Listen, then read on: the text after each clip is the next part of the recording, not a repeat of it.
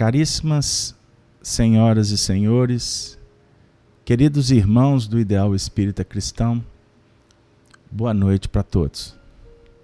Com muita alegria, estamos de volta nesse espaço Amor e Sabedoria de Emmanuel para estudar as cartas de Paulo. Hoje, dia 27 de setembro do ano de 2016, nós vamos, nesse momento, agradecer a presença de todos os nossos irmãos que nos acompanham, que estão conosco aí estudando ao vivo, como também aqueles que depois acessam esse trabalho com a disponibilização tanto do áudio quanto do vídeo. Nesse momento, nós vamos convidar a todos para realizar a oração que caracteriza o início das nossas atividades. Vamos fechar as portas do mundo externo.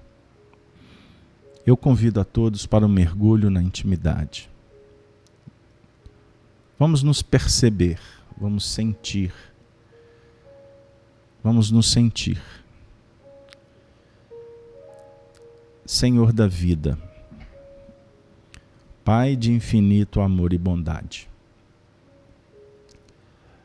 mais uma vez, Senhor, nos colocamos na condição de filhos que endereçamos as nossas súplicas a Ti, Senhor. Ajuda-nos, nesse momento tão importante das nossas vidas.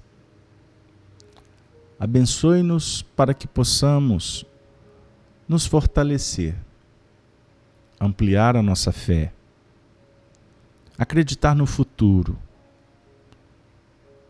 e encontrar aqueles elementos que possam nos ajudar na grande caminhada do autoaprimoramento, do autoconhecimento.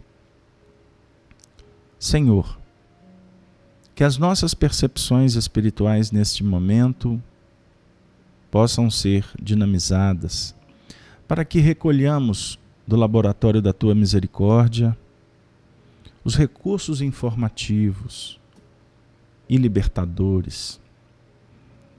Que consigamos, Senhor, ter a claridade íntima para compreender aonde precisamos investir. Por qual caminho devemos percorrer nesse momento? Auxiliados pela equipe espiritual que coordena a divulgação da Tua santa doutrina. Que possamos juntos nos integrarmos de alma e coração nesse projeto do bem. E nesse momento, Senhor, suplicamos ainda que possas enviar os Teus mensageiros a todos os recantos do mundo, como em nossa casa, no nosso lar, para que os Teus mensageiros distribuam paz e bênçãos, medicamento para todos aqueles que necessitam como nós outros. Mas também Te pedimos por aqueles corações que jazem perdidos no mundo, doentes, desesperados, sem esperanças, melancólicos, adormecidos, treslocados.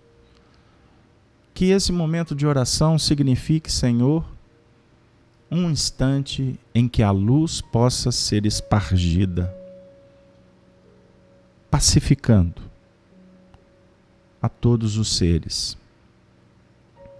Senhor, que a falange do Espírito de verdade, que Jesus e todos aqueles que militam em Seu nome possam encontrar antenas captadoras da mensagem superior. E que nós, que somos apenas meros intérpretes da mensagem, comentadores da tua palavra, possamos trabalhar com simplicidade e, acima de tudo, com um sentimento que possa tocar sentimentos, tocar corações. Nesse instante, que as bênçãos do excelso amor possa envolver então a todos nós. E que na prece possamos ainda pedir que possamos, ao atingir o final do trabalho, todos nos sintamos abraçados por Ti, amigo excelso Senhor Jesus Cristo. E assim estejamos todos em paz, na mais excelsa paz. Muito obrigado, Jesus, a espiritualidade, a falange de Paulo de Tarso. Obrigado por esta oportunidade, que assim seja. Graças a Deus. Graças a Deus. Queridas amigas, irmãos, eu gostaria de abraçá-los na condição de servidor e amigo por mais esse encontro, por mais essa oportunidade. Que possamos juntos darmos as mãos para atingir os objetivos que foi definido para cada um de nós. Então, nesse momento, repito, hoje, 26 de setembro do ano de 2016. Nós estamos aqui nesse espaço bendito para trabalhar o estudo das cartas de Paulo. É um trabalho que hoje está completando o 17º encontro. Nós, na terça-feira, estudamos já há algum tempo no espaço designado Amor e Sabedoria de Emmanuel, onde trabalhamos, estudamos textos, livros, mensagens que têm a ver com a obra extraordinária do benfeitor Emmanuel nas terras do Brasil, tendo principalmente em Chico Xavier aquela antena extraordinária do bem. Então também é um espaço em que a gente conta casos, a gente relembra histórias, a gente procura promover então uma interatividade bendita. Então, como Paulo de Tarso é um dos benfeitores da obra, conforme muitos textos nos apontam, nós fomos inspirados há um tempo atrás a abrir o espaço especificamente para estudar a obra As Cartas de Paulo. Obviamente com a colaboração das obras que Emmanuel nos oferece para nos auxiliar na interpretação. Não só Emmanuel, mas como os outros autores espirituais. Nós estamos hoje caminhando para a conclusão da primeira carta, o que nos surpreendeu, porque vamos trabalhar no versículo 31 e 32, e estamos apenas no 17º encontro. E eu estava observando isso hoje, que está acontecendo o contrário do Apocalipse. Porque no Apocalipse nós estamos começando o capítulo 2 e já fizemos mais de 40 encontros, né? Mas vamos lá.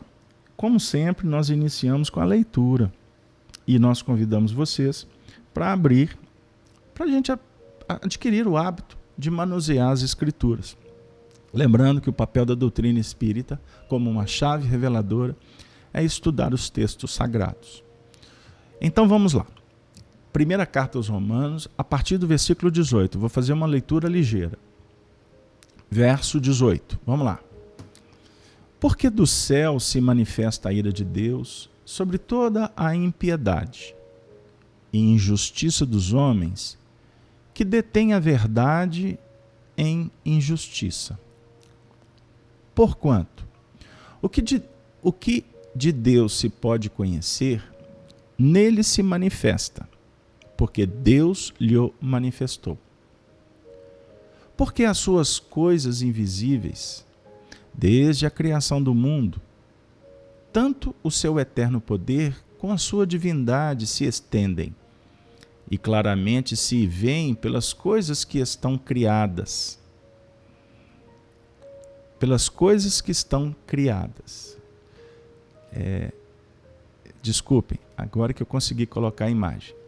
Porque as suas coisas invisíveis, desde a criação do mundo, tanto o seu eterno poder com a sua divindade se estendem e claramente se veem pelas coisas que estão criadas para que eles fiquem inexcusáveis. Continuando.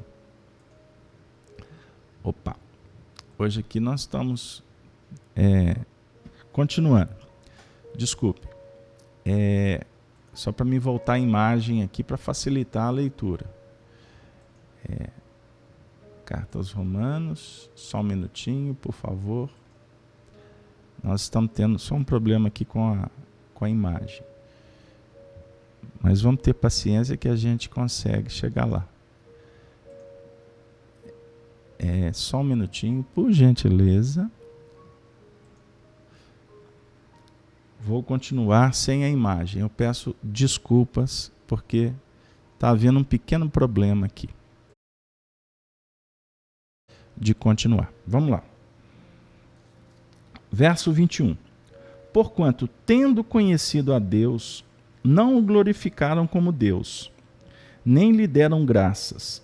Antes, em seus discursos, se desvaneceram, e o seu coração insensato se obscureceu.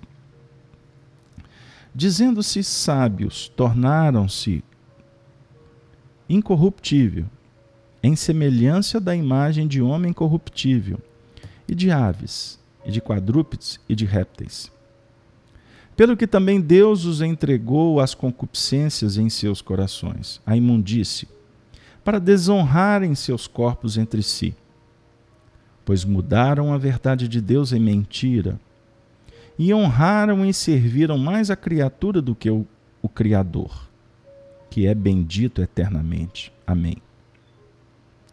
Pelo que Deus os abandonou às paixões infames, porque até as suas mulheres mudaram o uso natural, no contrário à natureza. E semelhante também os varões, deixando o uso natural da mulher, se inflamaram em sua sensualidade uns para com os outros, varão com varão, cometendo torpeza, e recebendo em si mesmo a recompensa que convinham ao seu erro. E como eles se não importaram de ter conhecimento de Deus, assim Deus os entregou a um sentimento perverso, para fazerem coisas que não convêm.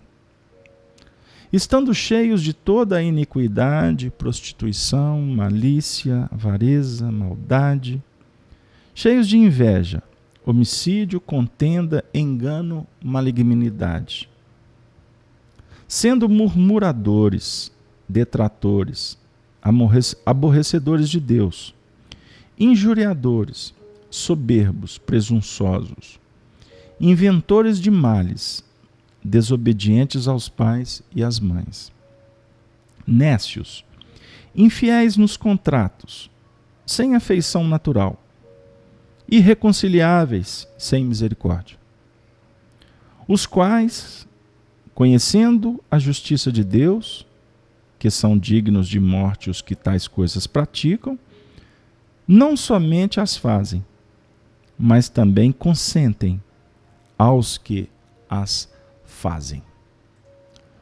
Ufa! Vamos lá. Então o texto para nós é desafiador, porque ele propõe para todos nós mergulharmos primeiro na história. A carta é endereçada aos cristãos de Roma. Vamos recordar um ponto da história, inclusive com a corroboração de Emmanuel no livro Paulo Estevam, aonde Paulo vivia um conflito. Ele queria estar perto dos cristãos. Ele queria ajudar na divulgação do Evangelho. Mas ele não dava conta de estar em todos os lugares. Então Jesus o inspirou a escrever as cartas. Porque em espírito, as cartas se transformariam num instrumento extraordinário para orientar os cristãos, os aprendizes, lembrando que o cristianismo estava nos seus primeiros movimentos. Então as cartas, elas funcionaram como funcionam até hoje, e esse é um dos pontos fundamentais do nosso trabalho, o motivo de estar estudando-as. As cartas, elas revelam um conteúdo orientador. Ela propõe uma metodologia educacional para todos aqueles que nos deparamos com elas. É o consolador prometido por Jesus. Não vos deixarei órfãos, estarei sempre convosco. A definir que o amor sempre estará promovendo, convidando, consolando, abençoando, mas acima de tudo propondo uma libertação nossa quanto às injunções do passado, os instintos. Deixarmos de caminhar com os vínculos ao primarismo, aquelas injunções que falam muito do nosso ego, que se apoia nessa ainda caminhada cheia de paixões, de um passado que insiste em acalentar aquele movimento que caracteriza o adormecimento da consciência. Devemos nos despertar e não alimentar o ópio que engana, a paixão que dificulta. Então, agora eu vou conseguir projetar a imagem. Nós trabalhamos na última semana, nas 2 últimas semanas, para ser exato, com o versículo 28 e 29. E quando eles não se importaram de ter conhecimento de Deus, assim Deus os entregou a um sentimento perverso para fazerem coisas que não convêm, estando cheios de toda a iniquidade, prostituição, malícia, avareza, maldade, cheios de inveja, homicídio, contenda, engano, malignidade. Na escolha, na aplicabilidade do livre-arbítrio, nós somos como que guindados a trabalhar diante do convite que vem do alto, do nosso superconsciente, do self, do futuro, da espiritualidade, seja a designação que vamos utilizar. Somos convidados por uma voz suave, carinhosa, terna, que vai dizer assim: vinde a mim, progrida, vença a si mesmo, liberte-se. Mas ao mesmo tempo, nós estaremos sendo convidados nesta caminhada a operacionalizar com todos os recursos que nós já detemos. E por isso, é necessário que entendamos qual é, nesse momento, o desafio que vale a pena investir nele.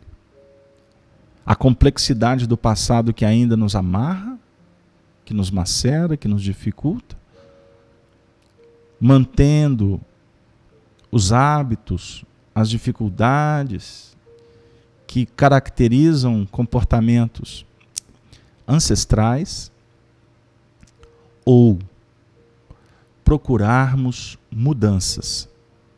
Mudanças que nós podemos dizer que já estamos sabendo que precisamos. Mas para mudar, temos que investir, abrir mão, caminhar, vencer, portanto, os limites. Os limites que estão dizendo qual é a nossa posição. E, ao mesmo tempo, apontando a novidade que nós podemos promover. Então, vamos pensar. Nós estamos numa posição e essa posição é demarcada pela nossa experiência espiritual, pela nossa bagagem, por tudo que trazemos.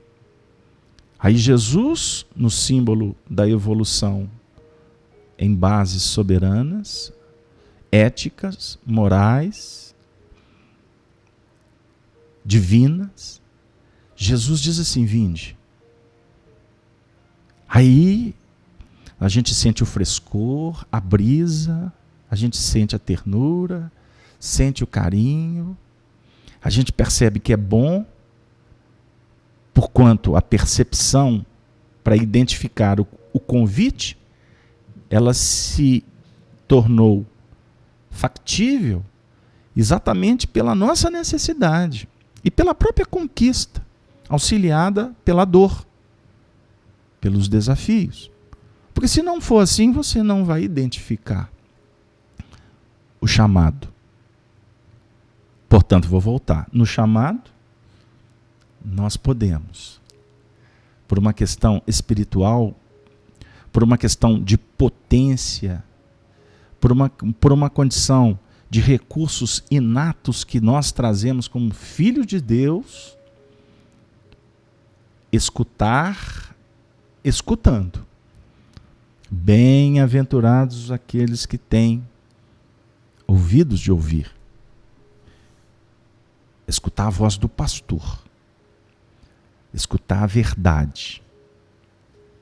E a verdade, amigo, a verdade, ela é percebida. Num primeiro momento ela pode ser até inteligível, mas a verdade é sentida. É a voz do pastor que só a ovelha consegue ouvir. Então eu não vou conseguir dizer para o Augusto, para a Elisa, para a Cleusa o que é verdade. Ninguém pode dizer o que é verdade, a não ser o Senhor. E o Filho, identificando pelos canais perceptíveis do seu espírito, perceber esse conteúdo. Por isso é que Jesus disse que antes dele, todos que vieram eram ladrões e salteadores. Antes dele, no sentido da retaguarda, tá? Não no sentido daqueles que vieram em nome dele. Não, porque a revelação ela é gradativa. A revelação é a dinâmica da oferta e da procura. A luz é acesa e ela nos chama atenção. No momento que ela chama atenção, é necessário que haja um salto. Um salto de curiosidade. A inteligência salteando a ilusão. Ou a ilusão salteando a inteligência. É um movimento bendito. Então você tem que procurar a luz. E procurando a luz, a cada movimento você vai percebendo a grandiosidade da luz. O potencial da luz. E no momento em que você percebe, você vai aplicar. Ou não. Aí é que está o grande desafio que Paulo de Tarso escreveu para os cristãos em Roma. Então eu volto. A proposta é histórica. A proposta de Paulo era mandar uma mensagem para falar da verdade. Mas ao mesmo tempo, para falar que a verdade, ela precisa de ser operacionalizada com as bases do Evangelho. É a vivência do cristianismo. Porque senão, nós podemos cair exatamente no que ele aponta no versículo 30. Sendo murmuradores, desviando, né? Detratores, aborrecedores de Deus, injuriadores, soberbos, presunçosos, inventores de males, desobedientes aos pais e às mães.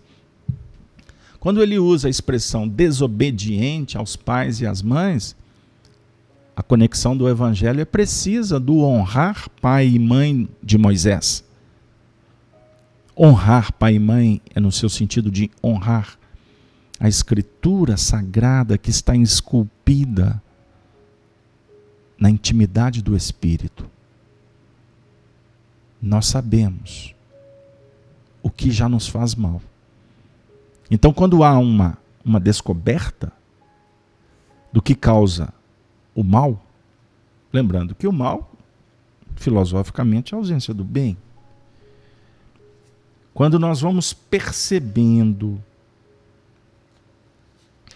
aqueles movimentos íntimos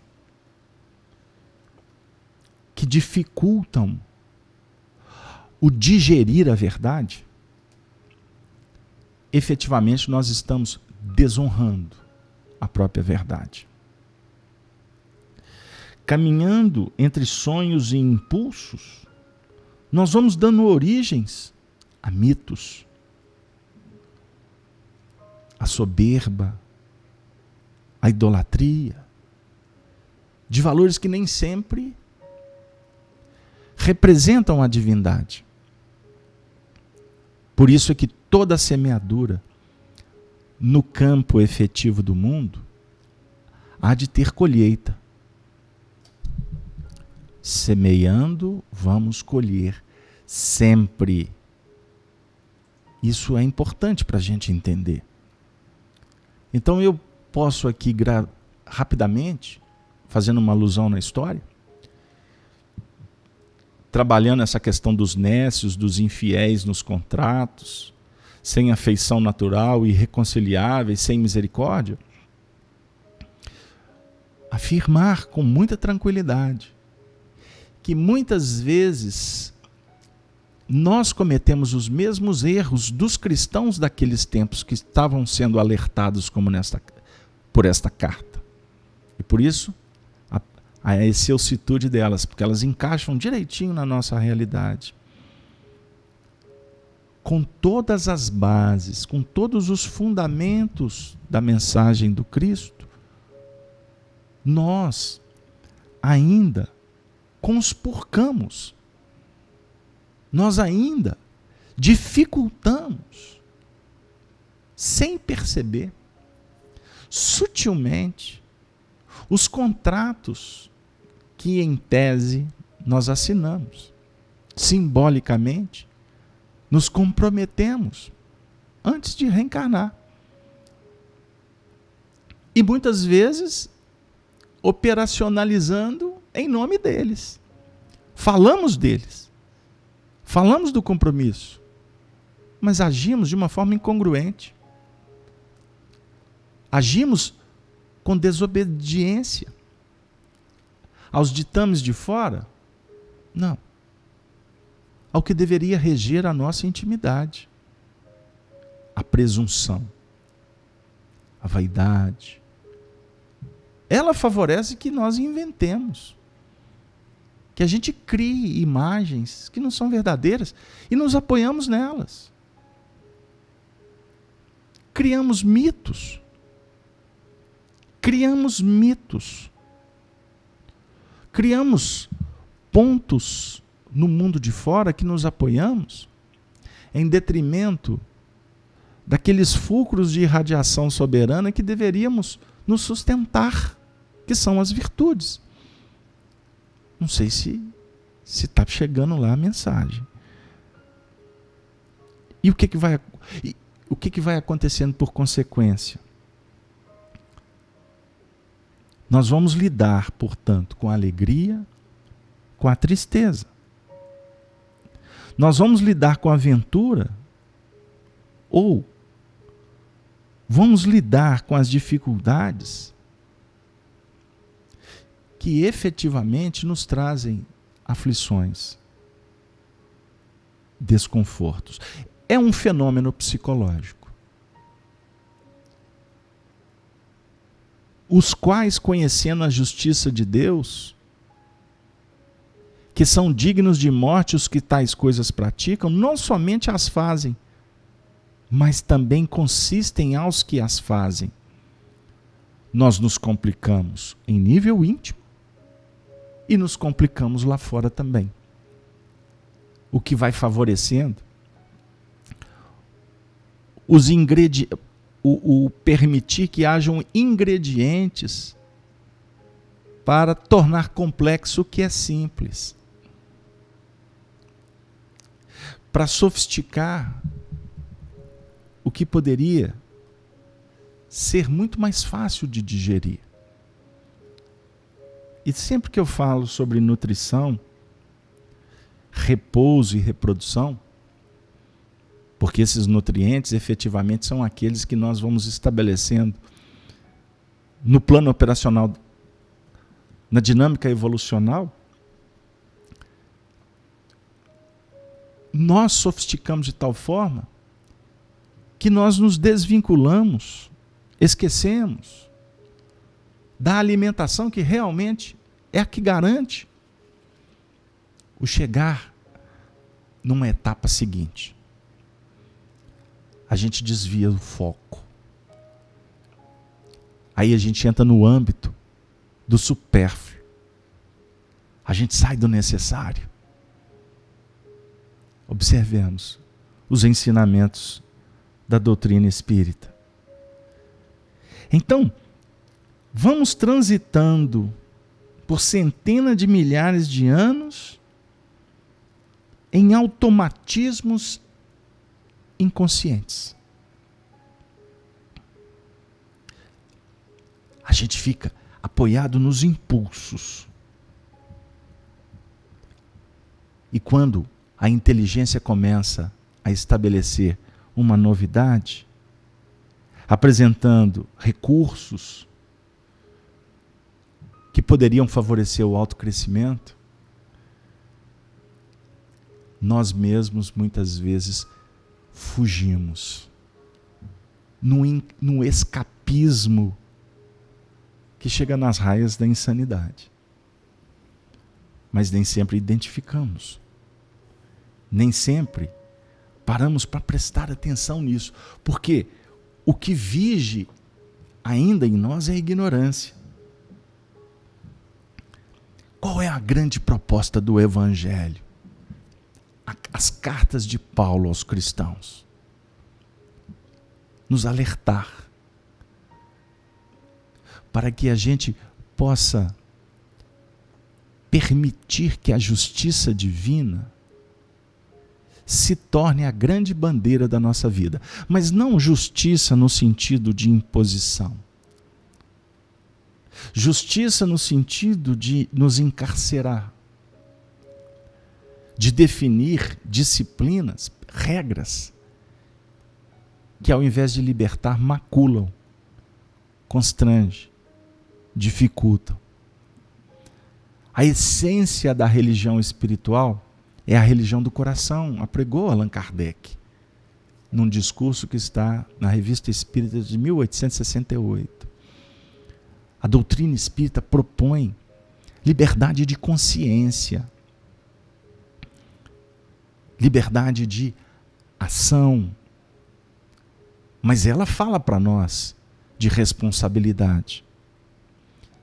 Ela fala para nós que quando escolhemos, assumimos responsabilidades diante da vida. E a vida vai nos devolver, nos imputando um desafio de responsabilização.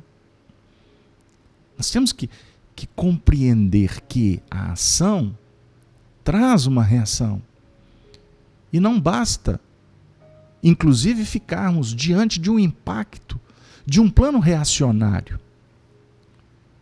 Estarmos como que caminhando a duras penas, sofrendo, com dificuldades, com aflições, com conflitos, e que isso é o suficiente para a gente evoluir. Não. Podemos até afirmar que grande parte destes bilhões e bilhões de espíritos reencarnados no planeta Terra estão evoluindo de uma forma natural. Por isso é que o texto anterior vem dizendo que Deus, eu até vou voltar aqui e vou colocá-lo para a gente refletir novamente. Versículo 29. Não, versículo 28. E como eles não se importaram de ter conhecimento de Deus, assim Deus os entregou a um sentimento perverso para fazerem coisas que não convêm. A liberdade. E o preço que nós temos recebido por obter essa dinâmica operacional da liberdade. Aí é muito interessante, porque a gente está estudando as cartas de Paulo e a gente está estudando doutrina espírita. Nós estamos estudando evolução. Nós estamos estudando psiquismo. Nós estamos verificando que estamos atados a um pretérito. E que o momento atual é compreender a herança desse nosso pretérito, verificando que nós somos, como afirma Buda, o que nós pensamos. E tudo que somos vem dos nossos pensamentos. E com os nossos pensamentos fazemos o mundo. Somos o que pensamos. E tudo que somos vem dos nossos pensamentos. É uma dinâmica. O que é o pensamento? O pensamento, ele é o que nós geramos. O pensamento, ele tem na sua estrutura a memória, o sentimento, a vontade que lhe dá o endereçamento, a qualificação, a vontade. Então o pensamento, ele projeta ondas, não é? Para não dizer que o pensamento, ele é estruturado também por ondas mentais. Aí vai na dinâmica científica que você queira dar. Mas o que importa para nós é verificar que nós estamos respondendo, nós estamos lidando, nós estamos operando com a realidade que foi construída por nós. Por isso, somos herdeiros do nosso passado. Por isso, nós podemos dizer que somos o subproduto de todo o investimento que foi efetivado por nós mesmos. Somos co-criadores. Então nós não somos energia. Nós estamos envolvidos, operacionalizando na energia. Somos co-criadores. Nós é que vamos dizer haja luz. Nós é que vamos perceber que a luz foi feita e vamos ver se a luz é boa ou não. Está escrito no Antigo Testamento, e disse Deus haja luz. Nós estamos muito longe de compreender essa dinâmica do Senhor. Mas, no dizer de Allan Kardec, podemos adentrar nos portais da verificação de como opera o Espírito. Porque nós temos que estudar o Espírito, não é Deus. Mas Deus é Espírito. Tá bom, mas não vamos entrar no mérito. Nós temos que estudar a matéria. A doutrina espírita propõe um tratado para estudar o Espírito, a psicologia espiritual. Estudar a Trindade. Espírito, perispírito, corpo físico. A necessidade da harmonia de toda essa estrutura que vai definir um plano co-criador, uma dinâmica orientadora e o instrumento que vamos operacionalizar nesse contexto, por exemplo, da reencarnação. Verificando que os automatismos esta realidade que nós trazemos precisa de ser gerenciada, para que inclusive evitemos os transtornos, para que operacionalizemos na direção da paz, ter equilíbrio para decidir e enveredar pela senda do aprendizado superior. Fora da caridade não há salvação, a gente aprende com Kardec. O que é a caridade, gente? Nós, espíritos, ainda nos debatemos com isso. Benevolência, indulgência, perdão. A caridade propõe para nós atitude realizadora, promissora, atitude que renova, que favorece obter novas impressões, impressões do abismo que nós trazemos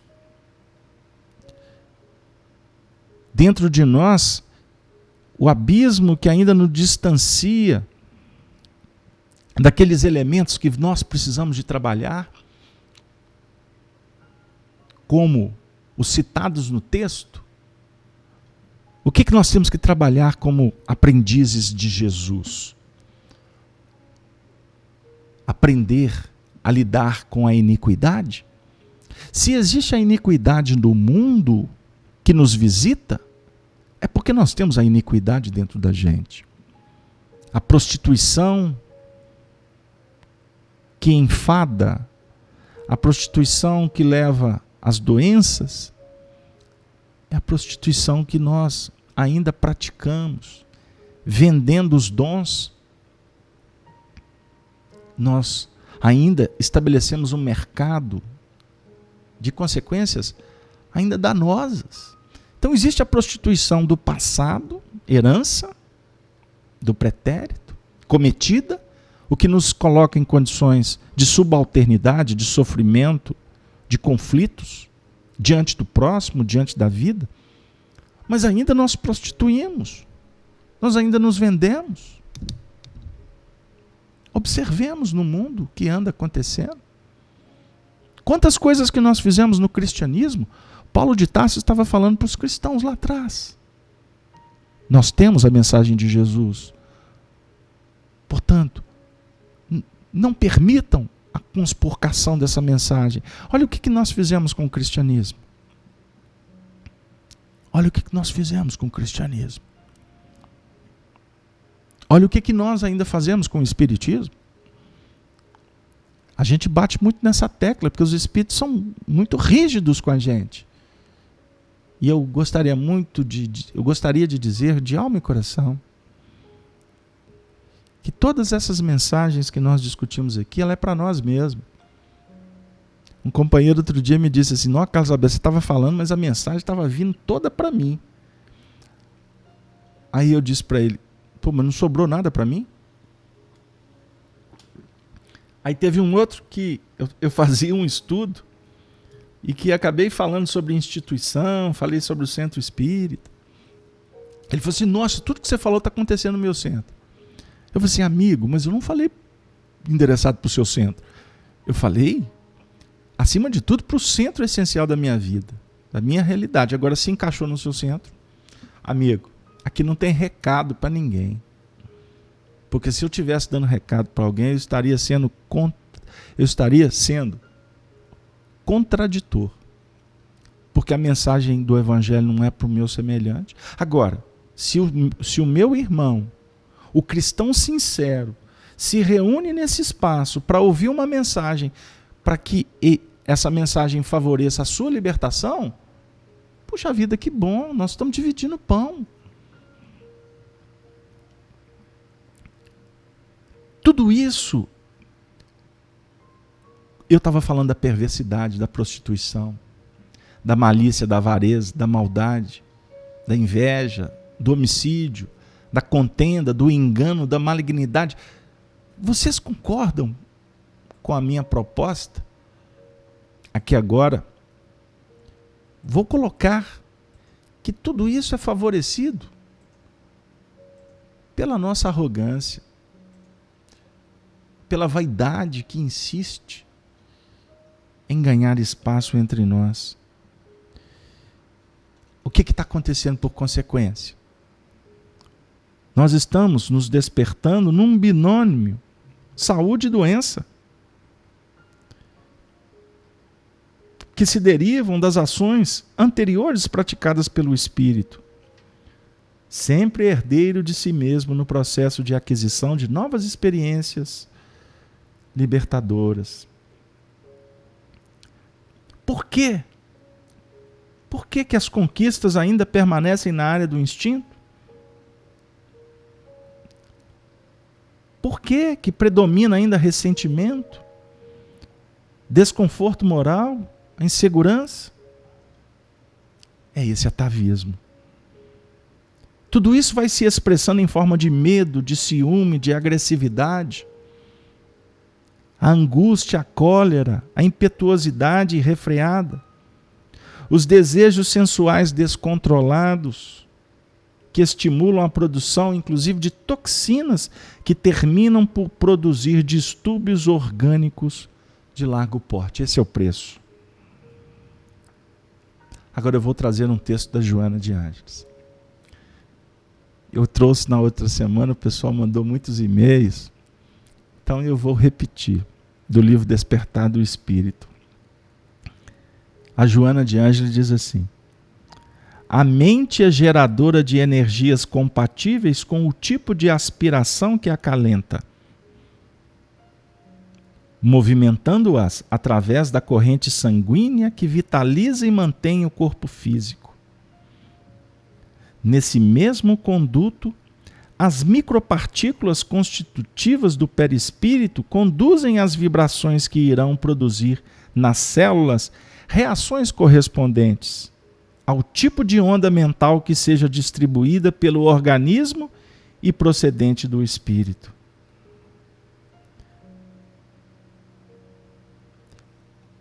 É a reparação. São os ajustes que nós teremos que responder por eles. Seja no âmbito complexo, difícil, como nas expressões dos tesouros éticos morais que têm a ver com a lei de Deus. Queridos amigos, o assunto é extraordinário. Por quê?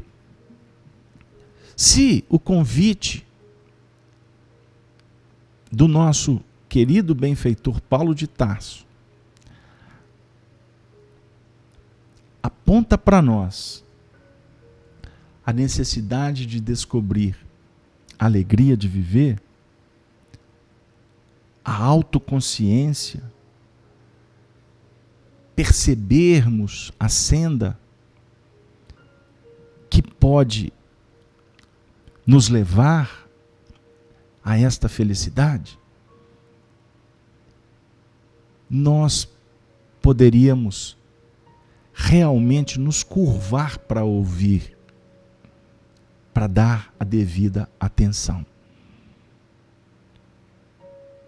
Porque as alertivas, elas vão se repetindo. Porque o convite do Senhor, como nós temos percebido, pela lógica, ele é um convite que vai se repetindo. Ele não cessa jamais. O problema é que nós ainda trabalhamos, ainda lidamos, alimentando a preponderância desses fatores hereditários, que são reducionistas, que ainda nos convida a buscar só na terra o que poderíamos encontrar nos céus. Nós trouxemos um texto de Emmanuel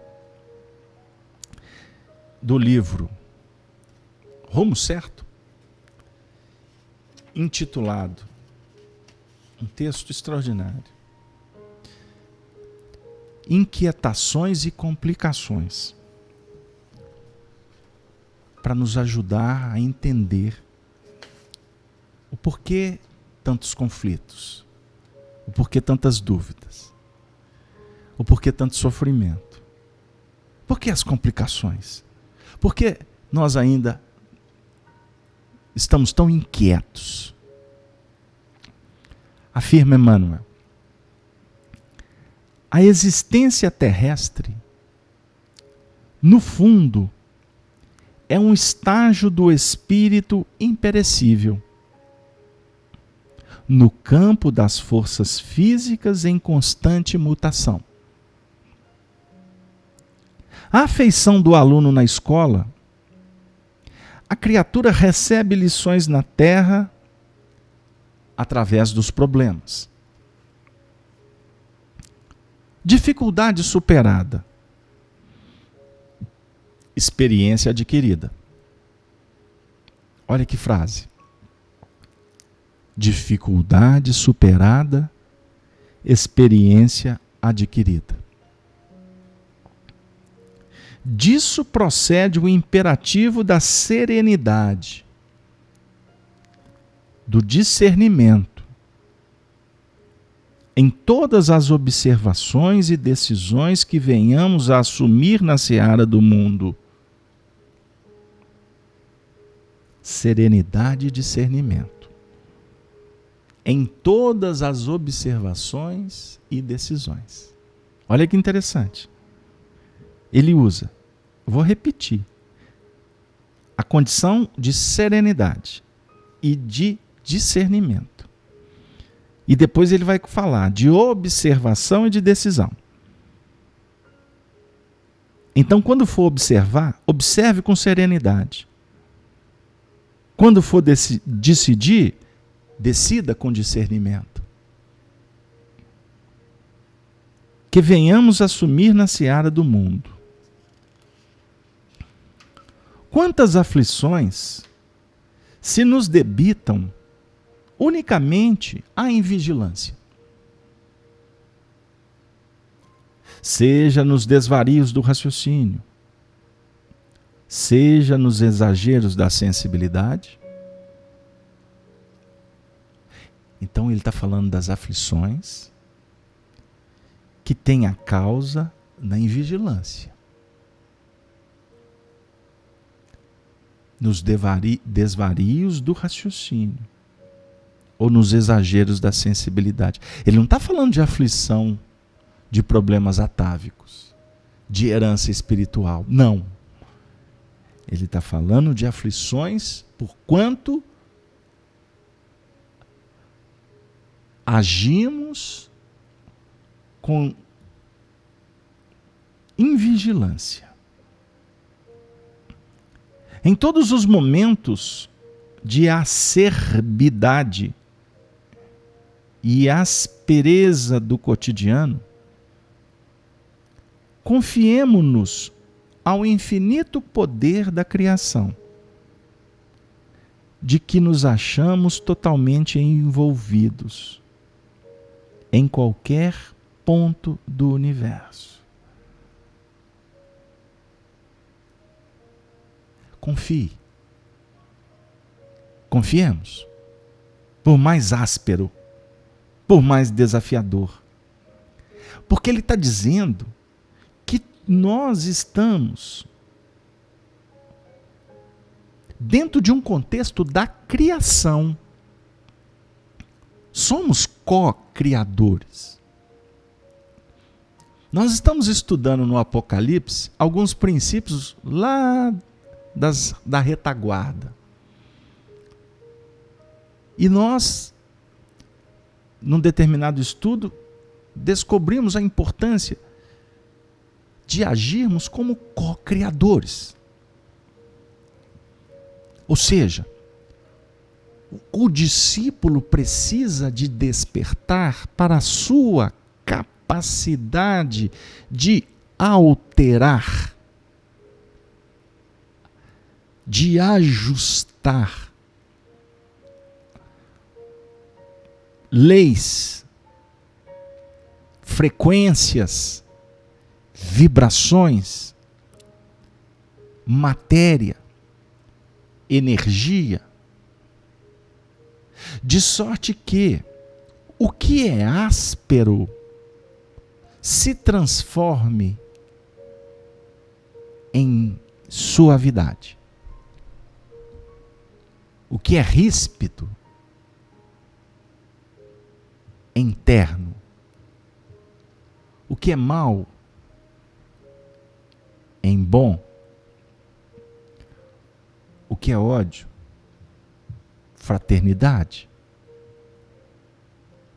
Lembrando que somos responsáveis na administração íntima.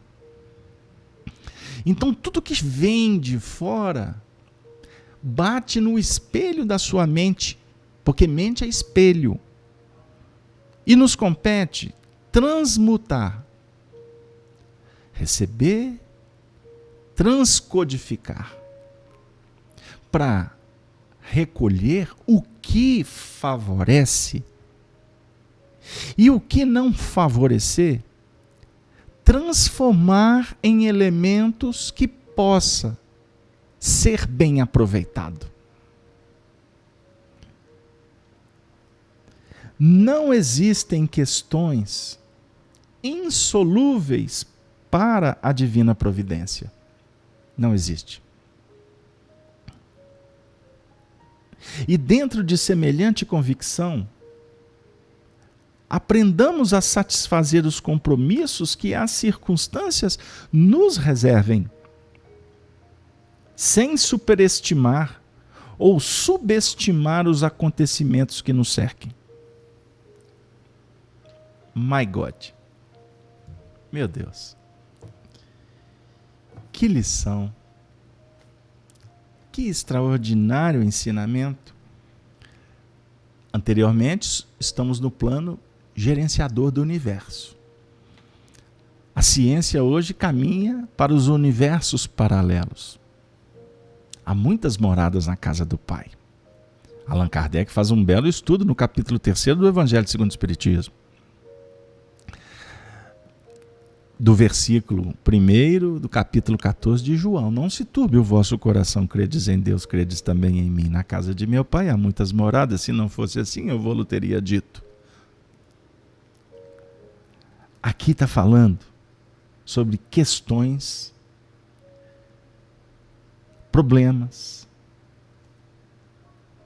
circunstâncias, necessidade. Tudo que nos visitar, não superestime ou subestime. Procure trabalhar com prudência, de sorte a encontrar ou transformar a circunstância desfavorável num acontecimento que enriqueça, que ajude. Você precisa de resolver uma conta complexa. Se você não está dando conta, pega uma calculadora, amigo. Se você precisa de escrever uma carta, não dá para escrever uma carta andando. Senta, vai à mesa, pega um papel, uma caneta, um computador, seja o recurso que você vai precisar para você escrever a carta. Está chovendo, se proteja da chuva. Está muito calor?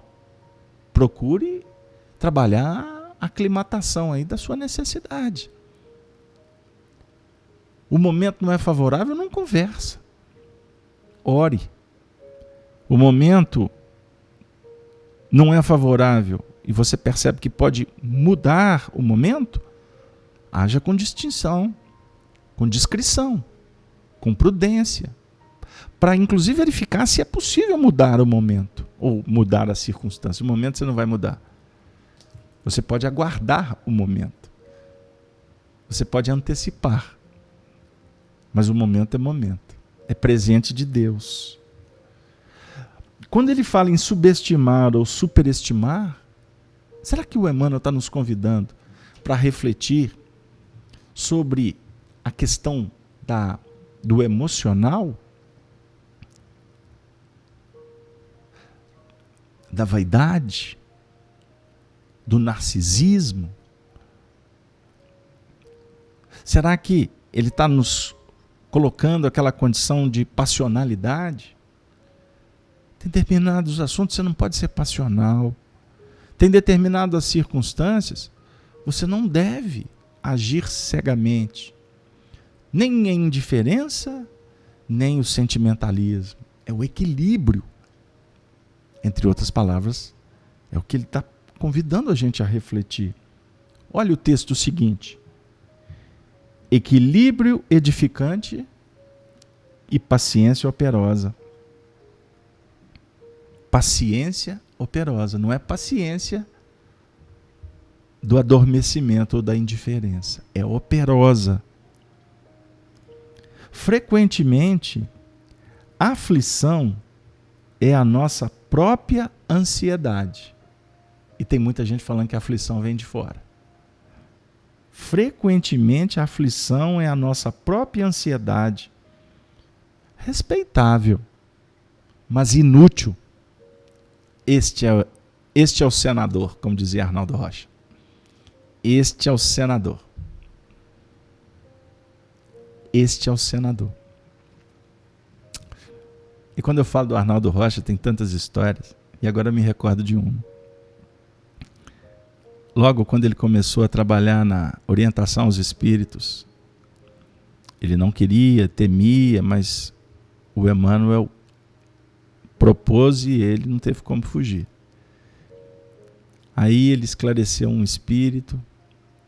Aí depois, terminada a reunião, o Emmanuel disse assim: meu querido amigo, nobre Arnaldo Rocha,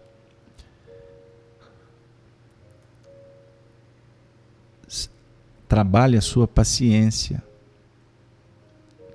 Quando falar, fale adocicando. Fale edificando. Não se sinta como o responsável para terminar com a aflição do outro. Ele já está aflito. Se você ficar aflito, não vai dar certo, não vai dar liga. Então, sem ansiedade, trabalhe com paciência para tentar oferecer os recursos para que a aflição do outro, de uma certa forma, seja resolvida por ele mesmo. Continuando. Aflição é a nossa própria ansiedade. Respeitável, mas inútil. Projetada no futuro. Mentalizando ocorrências menos felizes, que em muitos casos não se verificam como supomos. E por vezes nem chegam a surgir. Então a preocupação costuma nem sempre surgir. Preocupação é preocupar a mente. Pré-ocupar com o que nem sempre acontece. A ideia é essa. Em suma, saibamos amar sem o ônus do apego. Gente, queridos amigos, agora o Emmanuel realmente apertou o parafuso para o nosso lado. Porque ele usa a palavra apego. Saibamos amar sem o ônus do apego. Então ele está dizendo que o apego tem um ônus. Todo apego tem um ônus. Qual que é o ônus? Servir sem cobrar impostos de reconhecimento. Sirva, como nos ensina Jesus, abençoa e passa. Observem bem a dinâmica do Evangelho, abençoa e passa. Desculpar sem apresentar faturas de suposta superioridade. Faturas de suposta superioridade. O que é uma fatura? Você vai apresentar a fatura, o indivíduo tem que pagar. Desculpar e passar. e agir para o bem sem qualquer taxa de irritabilidade ou excitação. O que vocês acham? Agir para o bem sem qualquer taxa de irritabilidade e excitação. Abstenhamo-nos de acrescentar a sombra da inquietude aos processos da vida, que nos objetivam o indispensável burilamento moral, e dedicados fielmente à execução dos deveres que a vida nos atribui. Entreguemos às complicações do mundo à intervenção e ao critério da sabedoria de Deus. Entregar as complicações do mundo à intervenção e ao critério da sabedoria de Deus. Sem sombra de inquietações aos processos da vida. Porque eles objetivam o indispensável burilamento moral de cada um de nós. O indispensável burilamento moral de cada um de nós. Então eu volto aqui com muita tranquilidade no versículo 32. Porque os quais, conhecendo a justiça de Deus, que são dignos de morte os que tais coisas praticam, não somente as fazem, mas também consistem aos que as fazem. Eis o preço, eis a dinâmica das aflições, das complicações, face às inquietações, face a essa dinâmica que vamos empreendendo, que distancia aquele ponto que poderíamos escolher como um ponto de libertação. As cartas de Paulo são as cartas do Cristo, na afirmativa de Emmanuel. As cartas do Cristo, do próprio Cristo, à comunidade cristã. As cartas de Paulo nos alertam para esse chamamento que é do Senhor. Paulo de Tarso, quando se converte ao cristianismo, naquele momento extraordinário da história do cristianismo nascente, o fenômeno que acontece com ele de ver Jesus, ver a luz, ouvir em seguida, é a dinâmica perceptiva. Primeiro ele viu, depois ele foi para um sentido mais abstrato. Ele foi fazer abstração do som que chegou. O verbo se expressa no universo. E disse Deus, haja luz. Quem é o Senhor? Perguntou Saulo. O Senhor respondeu: eu sou Jesus, aquele que persegues. A voz ainda diz: não recalcitres mais contra o aguilhão. Ele tem o alcance pela sua condição espiritual, pela sua maturidade, embora com a mente turvada, com a visão desviada pelo fanatismo, pelo pragmatismo, pelo excesso de justiça que cheirava violência, portanto, justiça de homens. Ele se conspurcava, ele se distanciava dos princípios que ele mesmo defendia. Os 10 mandamentos, a lei mosaica, que ele houvera sido preparado para ser o divulgador. Ele se desviou. Pelo seu perfil apaixonado, pelas suas aflições, face ao destempero, a angústia que ele sentia diante da perda do seu coração amado, Abigail, por todas aquelas injunções que estão registradas no livro Atos dos Apóstolos e na obra psicografada por Chico Xavier, Paulo e Estevão. Mas quando ele vê a luz, naquele fenômeno extraordinário à porta de Damasco, quando ele ia ainda perseguir o cristão Ananias, ele escuta Jesus e percebe em seguida que ele ficou cego por aquela luz. Mas na realidade ele estava cego espiritualmente.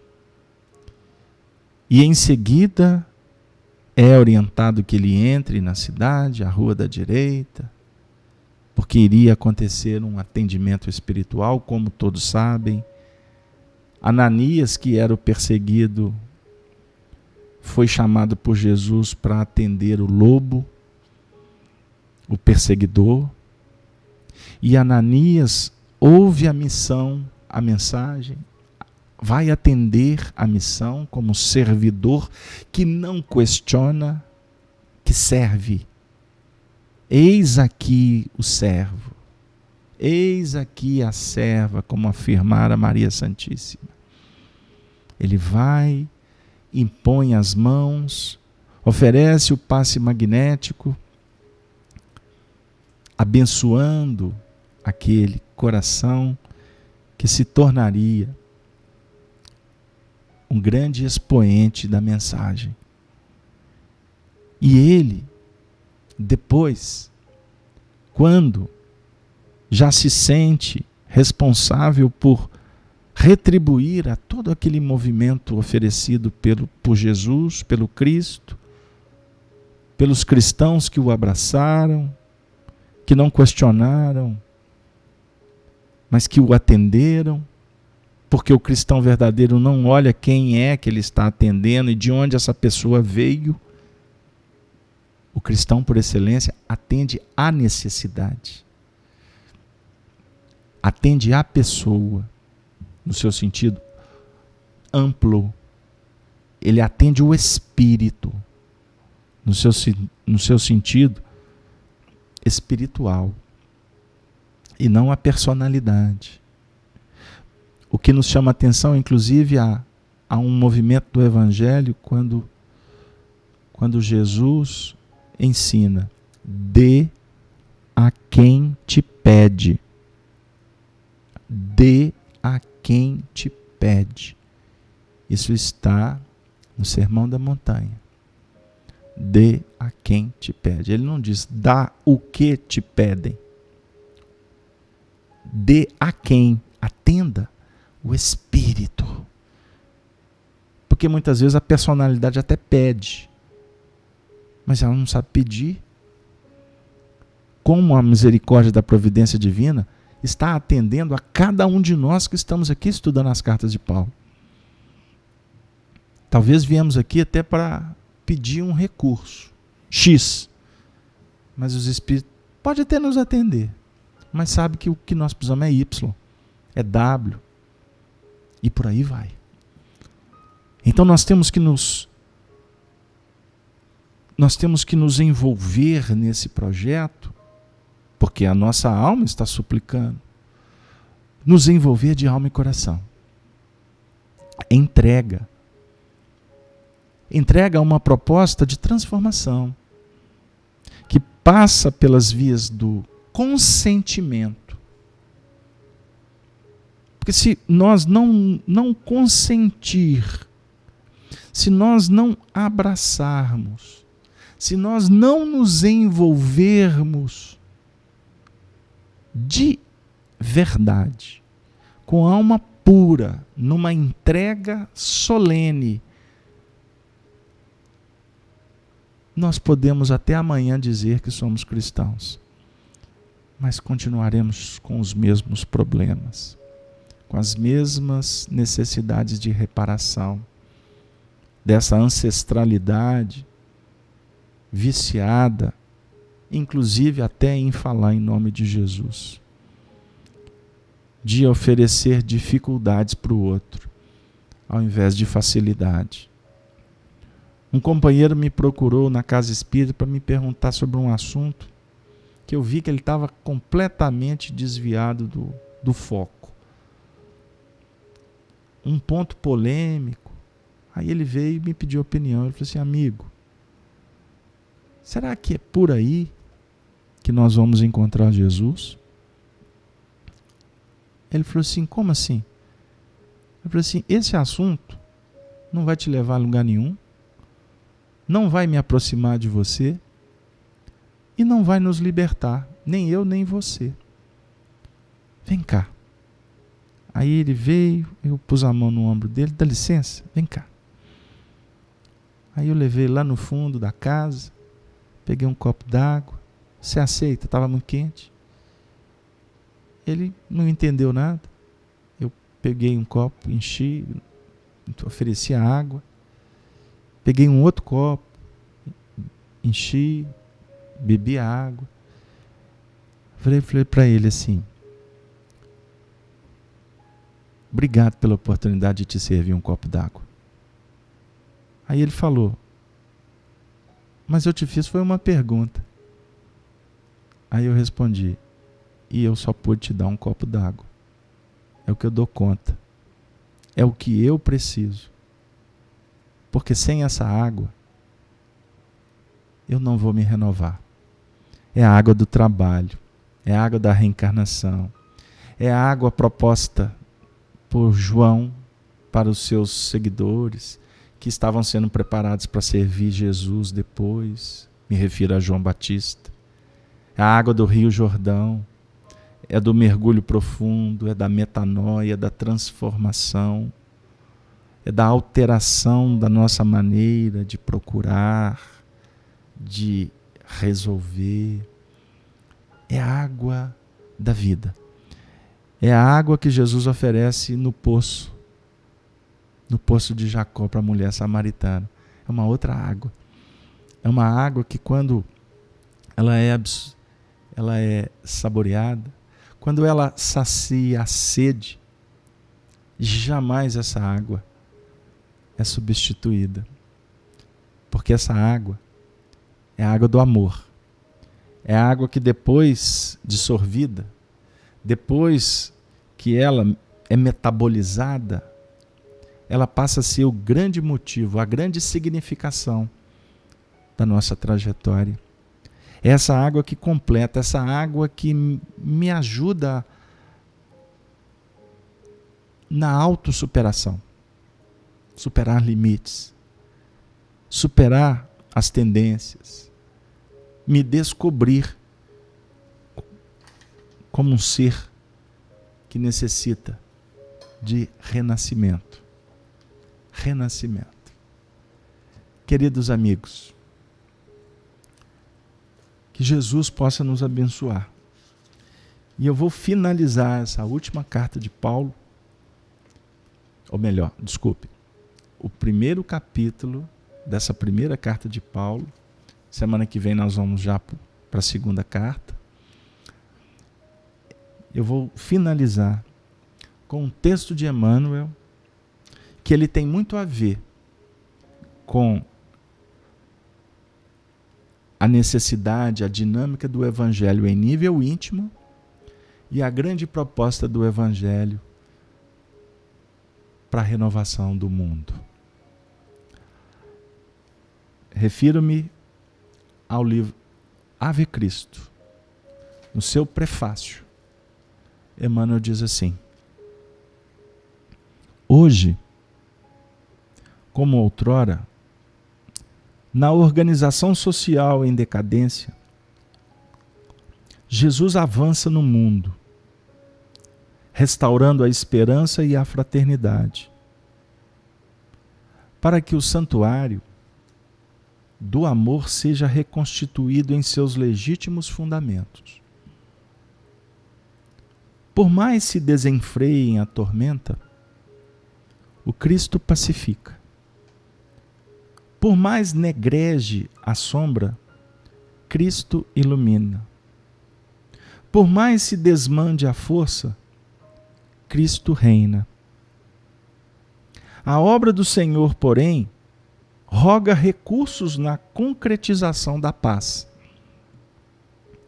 Pede combustível para a luz e reclama boa vontade na orientação para o bem. A ideia divina requisita braços humanos. A bênção do céu exige recipientes na terra. O Espiritismo, que atualmente revive o apostolado redentor do Evangelho, em suas tarefas de reconstrução, clama por almas valorosas no sacrifício de si mesmas para estender-se vitorioso. Há chamamentos do Senhor em toda parte. Enquanto a perturbação se alastra, envolvente, e enquanto a ignorância e o egoísmo coluiados erguem trincheiras de incompreensão e discórdia entre os homens, quebram-se as fronteiras do além, para que as vozes inolvidáveis dos vivos da eternidade se expressem, consoladoras e convincentes, proclamando a imortalidade soberana e a necessidade do divino escultor em nossos corações, a fim de que possamos atingir a nossa fulgurante destinação na vida imperecível.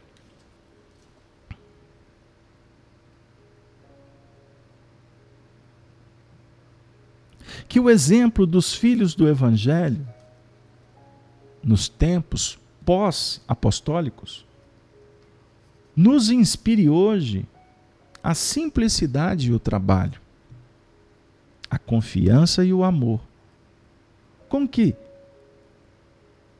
sabiam abdicar de si próprios em serviço do Divino Mestre. Que saibamos quanto eles, Paulo, os apóstolos, todos os cristãos daquela época, transformar espinhos em flores e pedras em pães, nas tarefas que o Alto depositou em nossas mãos. Hoje,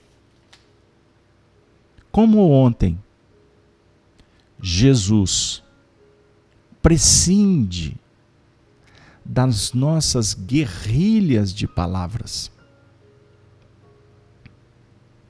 das nossas tempestades de opinião, do nosso fanatismo sectário e do nosso exibicionismo nas obras de casca sedutora e miolo enfermiço. O excelso benfeitor, acima de tudo, espera de nossa vida o coração, o caráter, a conduta, a atitude, o exemplo e o serviço pessoal incessante. Únicos recursos com que poderemos garantir a eficiência de nossa cooperação. Em companhia dele, na edificação do reino de Deus.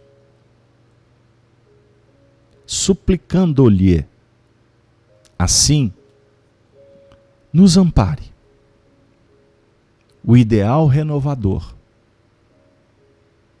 nos caminhos de árdua ascensão, que nos cabe trilhar. Repetimos, com os nossos veneráveis instrutores dos primeiros séculos da Boa Nova. Ave, Cristo, os que aspiram à glória de servir em teu nome, te glorificam e saúdam. Emmanuel. Pedro Leopoldo, 18 de abril de 1953. Eis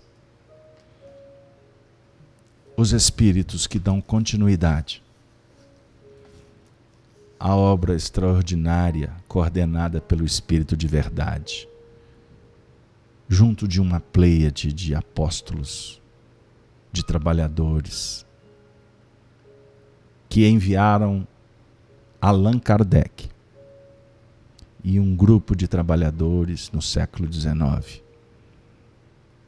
e que no século XX, a espargirem propostas para o século XXI, continuam na dinâmica do calar personalidades, interesses pessoais,